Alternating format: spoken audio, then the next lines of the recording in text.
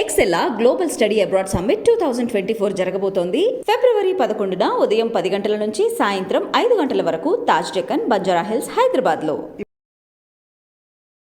నమస్కారం, welcome to I dream. నేను విజిత. ప్రస్తుతం మనతో పాటు ఉన్నారు ప్రముఖ ఆధ్యాత్మికవేత్త నర్రా రామకృష్ణ గారు. ఇప్పుడు వారితో మాట్లాడి మరిన్ని విషయాలు తెలుసుకుందాం. నమస్కారం అండి. నమస్తే సార్, ప్రతి ఒక్కరు కూడా కోరుకునేది ఏంటంటే వాళ్ళు ఏ స్థితిలోనైనా ఉండని, కొంచెం మంచి పొజిషన్లోనే ఉండని, కొంచెం లోలో ఉండని, మిడిల్గా ఉండని, ఏమనుకుంటారంటే నేను ఇంకా ఈ స్థితి నుంచి పై స్థితికి వెళ్ళాలి, ఏ రకంగా ఏం చేస్తే అవుతుంది, భగవంతుని నమ్ముకుంటే అయిపోతుందా, అసలు ఏంటి అని ఆలోచనలో ఉంటారు ప్రతి ఒక్కరు. ఆ స్థితి నుంచి పై స్థితికి వెళ్ళాలని కూడా అనుకుంటారు.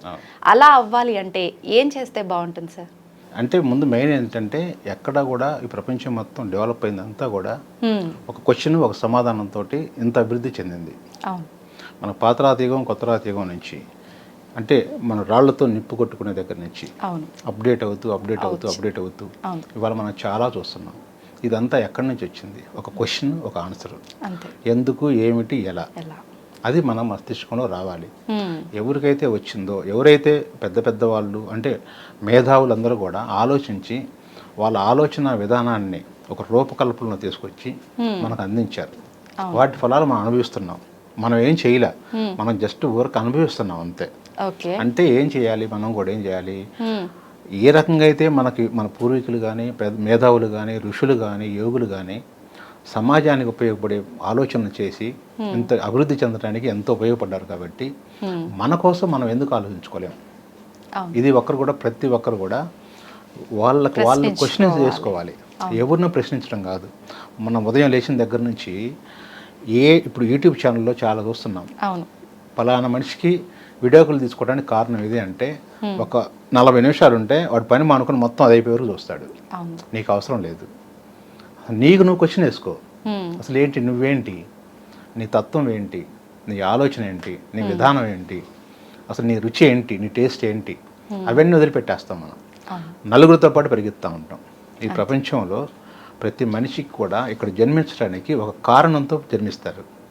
భగవంతుడు మనల్ని ఒక విషయం కోసం ఇక్కడ పంపిస్తాడు. మనం దాన్ని వదిలిపెట్టేస్తాం.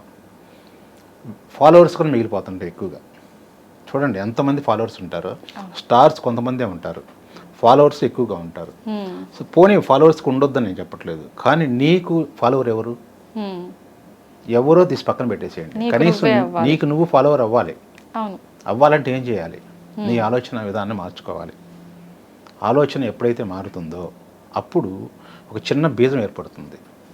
అంటే మనిషి కూడా ఆ స్థాయి నుంచి ఇంకో స్థాయికి వెళ్ళాలంటే ఒప్పుకోదు. తాత్కాలికంగా కొద్ది ఇబ్బందులు వస్తూ ఉంటుంటాయి.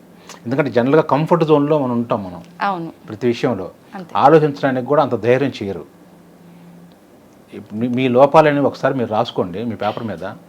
మీరు అని కదా, ఎవరైనా సరే ఒక పేపర్ మీద నా లోపాలు ఏంటి అని కనుక రాసుకోవాలని ధైర్యం కనుక ఉంటే మనిషి ఆలోచన స్టార్ట్ అవుద్ది. కానీ అక్కడ ఏం చేస్తాడు? కొంతమంది ఆలోచించడానికి, రాసుకోవడానికి ధైర్యం చేయలేరు.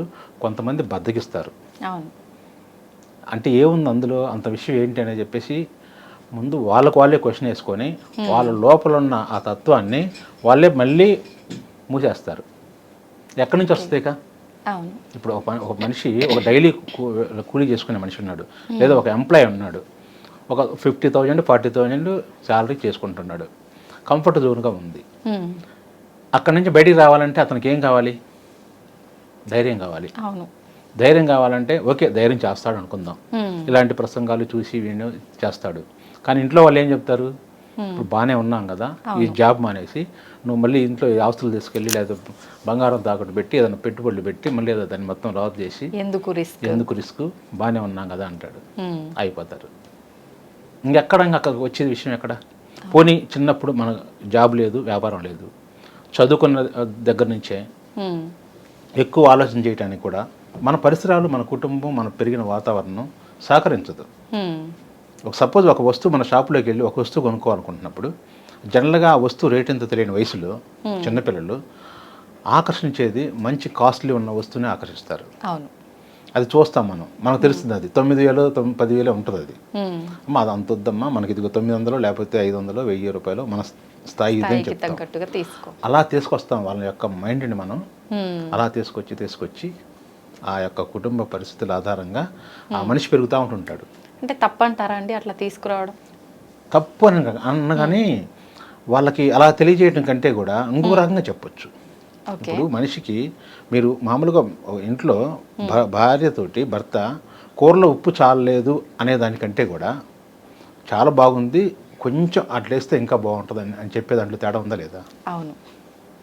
ఆ కూరలో ఉప్పు చాలలేదు అన్న దగ్గర నుంచి గొడవలు అయ్యి పెద్ద పెద్ద పోలీస్ స్టేషన్కి పోయి కేసులు పెట్టుకొని డైవర్స్ తీసుకున్న సందర్భాలు కూడా చాలా ఉన్నాయి. అవును.